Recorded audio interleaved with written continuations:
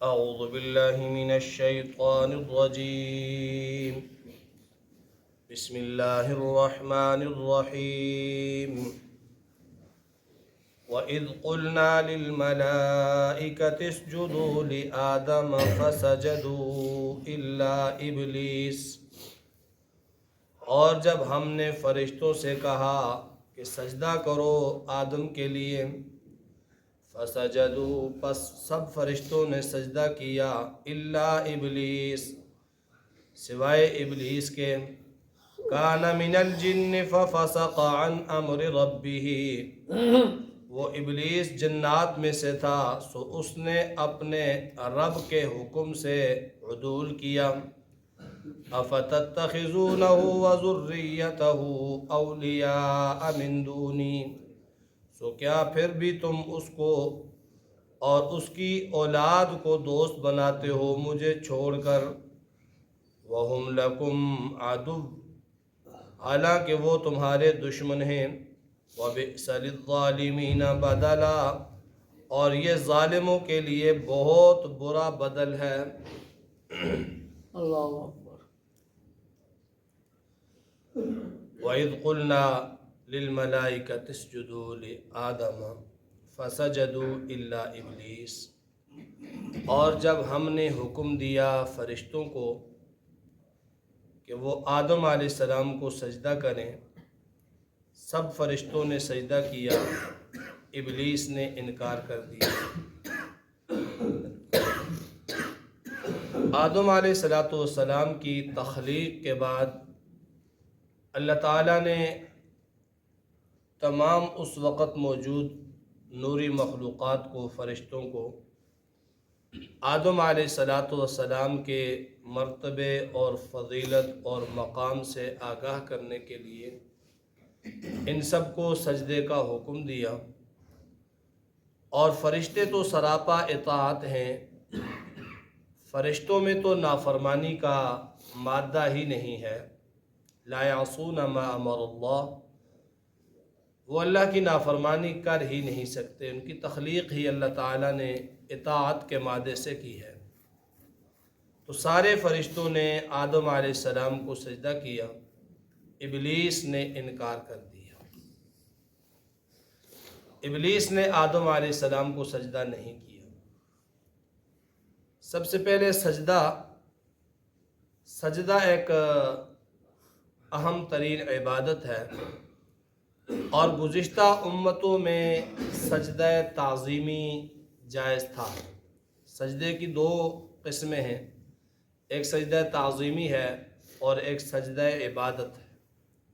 سجدہ عبادت تو کبھی بھی اللہ کے سوا کسی کے سامنے جائز نہیں رہا، کسی بھی شریعت میں، کسی بھی دین میں، کسی بھی پیغمبر کے لائے ہوئے مذہب میں سجدہ عبادت وہ صرف اور صرف کس کے لیے؟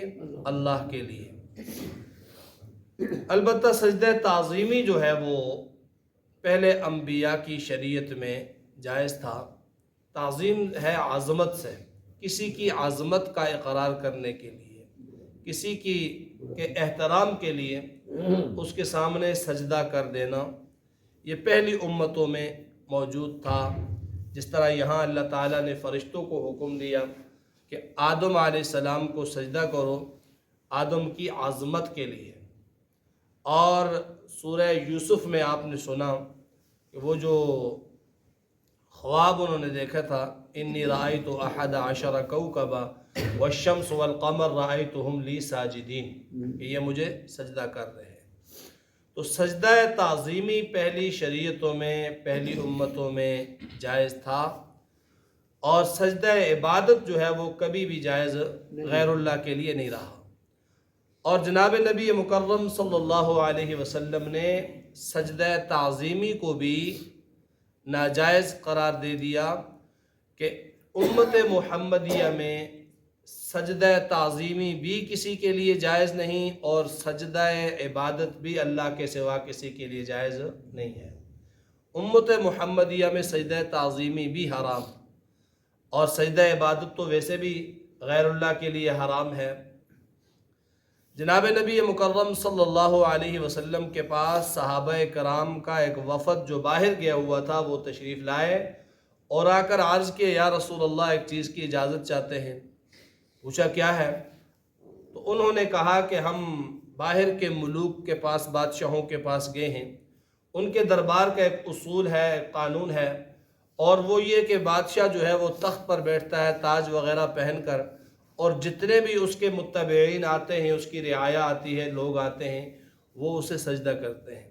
आकर पहले उसे सजदा करते हैं और सजदा करने के बाद फिर वो बैठ जाते हैं या अपनी बात करते हैं। हमारा दिल ये चाहता है कि हम भी आपकी ऐसी ही ताज़ीम करें। तो हुज़ूर सल्लल्लाहु अलैहि वसल्लम फरमाया, नहीं, मेरी शरीयत में, मेरे दीन में ये सजदा ताज़ीमी किसी के लिए भी जायज़ नहीं है। बिल फ़र्ज़ व महाल अगर जायज़ होता है, तो जायज़ नहीं है, बिल फ़र्ज़ व महाल अगर जायज़ होता तो मैं हुक्म देता बीवी को कि वो अपने खामन को सजदा कर ले। तो सजदा इबादत और सजदा ताज़ीमी दोनों उम्मत मुहम्मदिया में हराम हैं किसी के गैरुल्लाह के लिए। अज़मत का सजदा है वो भी अल्लाह के लिए, और इबादत का सजदा है वो भी अल्लाह के लिए। और फिर सजदे से मखसूस वही सजदा मुराद नहीं है कि वज़उल जिबहत अलल अर्द, अपनी पेशानी को ज़मीन पे टेकना या रखना, यही मुराद नहीं, बल्कि हर वो ताज़ीम जिसमें इतना झुकाव हो कि वो सजदे के करीब हो जाए, तो वो भी किसी के लिए जायज़ नहीं है। एहतरामन किसी के लिए झुकना एक अलग चीज़ होती है कि बंदा आम अपनी आदत के मुताबिक खड़ा है या चल रहा है, सामने से वालिद साहब आ गए, उस्ताद आ गए, या कोई भी बड़ा बुज़ुर्ग आ गया, तो उसके लिए एहतरामन झुकना वो एक अलग चीज़ है, वो एक कैफियत की तब्दीली है। यूं जा रहा है, वालिद साहब आ गए तो उसने नज़रें झुका ली, ये अलग चीज़ है, इसमें कोई वो वाली बात नहीं है कि ये नाजायज़ हो। लेकिन किसी के लिए इतना झुक जाना, उसके घुटनों के बराबर, या जिस तरह हम नमाज में रुकू की कैफियत में होते हैं, तो ये किसी के लिए, किसी के सामने भी जायज़ नहीं है। तो अल्लाह ताला ने हुक्म दिया फरिश्तों को, आदम अलैहिस्सलाम को सजदा करो। सब फरिश्तों ने सजदा किया और इबलीस ने इनकार कर दिया। इबलीस के इनकार की वजह पहले सिपारे में अबा वस्तकबरा, उसने इनकार किया। क्यों किया? वस्तकबरा, तकब्बुर किया कि मैं इसको सजदा नहीं करता। इबलीस को हुक्म हुआ ही नहीं था, फरिश्तों को हुक्म हुआ था, तो फिर इबलीस ने इनकार कैसे किया? सूरह आराफ में इसकी वजाहत है कि अल्लाह ने फरमाया, शैतान मा मनाअका अल्ला तस्जुदा इज़ अमरतुक, ए इबलीस तुझे किस चीज़ ने मना किया जब मैंने तुझे हुक्म दिया था कि तू सजदा कर आदम को। तो इबलीस को भी हुक्म हुआ था कि तू जो है वो आदम अलैहिस्सलाम को सजदा कर। और यहाँ तगलीबन जिक्र कर दिया गया कि चूँकि ये इबलीस फरिश्तों के साथ रहता था और फरिश्तों की हम नशीनी थी, बल्कि आला किस्म की ड्यूटियाँ इसके पास थीं, बड़ा इबादत गुजार था। तफसीर इब्न कसीर में लिखा है कि 60 लाख साल तक ये अल्लाह की इबादत करता रहा और कभी भी लम्हा भर भी इसने नाफरमानी नहीं की। ज़मीन पे है तो फिर भी सजदे करता था, आसमान पे चला जाता तो फिर भी सजदे करता था। सारी इबादत, सारी ज़िंदगी उसकी इबादत में गुजरी थी।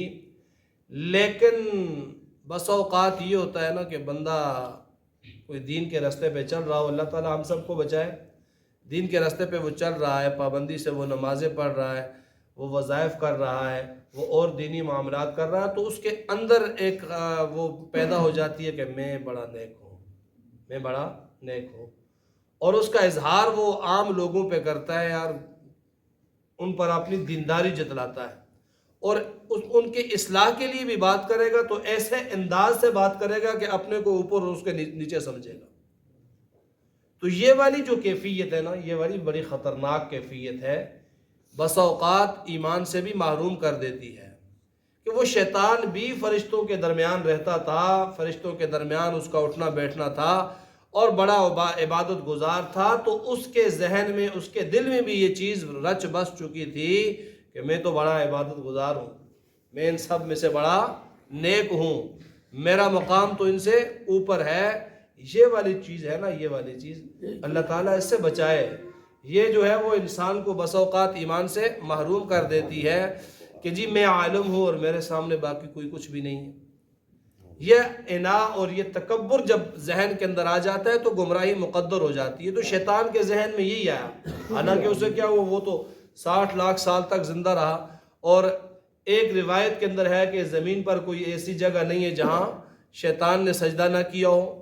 اس نے تو بڑی عبادتیں کی تھیں، لیکن جو اپنی عبادت کا جو تکبر اس میں پیدا ہو گیا، اپنی افضلیت کا جو تکبر پیدا ہو گیا، تو اللہ تعالیٰ نے اسے کیا کر دیا، راندہ درگاہ کر دیا۔ اس نے کھڑے ہو کر کہا میں سجدہ نہیں کرتا ہوں۔ کیوں نہیں سجدہ کرتا؟ انا خیر من، میں آدم سے بہتر ہوں۔ حالانکہ اس نے اپنی طرف دیکھا، اللہ کے حکم کی طرف نہیں دیکھا۔ ہمارے لیے تعلیم یہ ہے کہ کوئی بھی معاملہ ہو، اپنی چاہت کچھ ہو، برادری کی چاہت کچھ ہو، رشتہ داروں کی چاہت کچھ ہو، اپنی مرضی کچھ ہو، لیکن دیکھنا کس کو؟ اللہ کے حکم کو دیکھنا ہے۔ اللہ کا حکم کیا ہے؟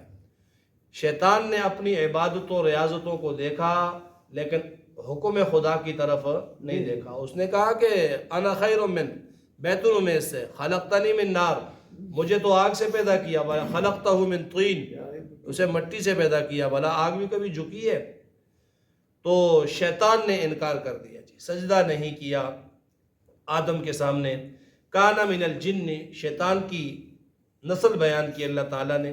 شیطان تھا جنوں میں سے، فرشتوں میں سے نہیں تھا۔ یہ فرشتے نور سے پیدا کیے گئے اور جن آگ سے پیدا کیے گئے۔ فرشتوں کو نوری کہا جاتا ہے اور جنوں کو ناری کہا جاتا ہے۔ انسان جو ہے وہ خاکی ہے، یہ خاک سے بنا ہے، مٹی ہے۔ تو کان من الجن، یہ تھا جنوں میں سے۔ ففسق عن امر ربہ، یہ نکل گیا اپنے رب کے حکم سے۔ فرشتے نوری ہیں، اور یاد رکھیں ایک چیز ذہن میں رکھیں کہ اللہ تعالیٰ بھی نور ہے، فرشتے بھی نور ہیں۔ تو اور بھی بہت ساری چیزوں کے بارے میں علم نور ہے، قرآن نور ہے، ایک حدیث میں آتا ہے دودھ جو ہے وہ نور ہے۔ تو یہ نور کے درمیان آپ فرق سمجھ لیں۔ اللہ کا نور جو ہے وہ ازلی، ابدی، دائمی، قدیم ہے، اور فرشتے جس نور سے پیدا کیے گئے نا، یہ وہ نور نہیں ہے جو اللہ کا نور ہے، یہ وہ نور نہیں ہے۔ وہ نور تو قدیم ہے، وہ ازلی اور ابدی ہے۔ یہ نور جو فرشتے جس نور سے بنائے گئے نا، یہ نور اللہ کی مخلوق ہے۔ جس طرح انسان اللہ کی مخلوق ہے، جنات اللہ کی مخلوق ہیں، اور باقی بہت ساری مخلوقات ہیں، اس طرح جو فرشتے جس نور سے بنائے گئے وہ بھی اللہ کی مخلوق نور ہے۔ تو فرمایا کان من الجن، یہ جنات میں سے تھا۔ ففسق عن امر ربہ، تو اس نے فسق کیا، نکل گیا، عدول کیا، تجاوز کیا اللہ کے حکم سے، اپنے رب کے حکم سے یہ نکل گیا۔ تو فرمایا افتتخذونہ، اللہ تعالیٰ اپنے بندوں کو مخاطب کرتے ہیں۔ شیطان کی کارگزاری مختصر بتا دی کہ شیطان کی دشمنی کیا تھی؟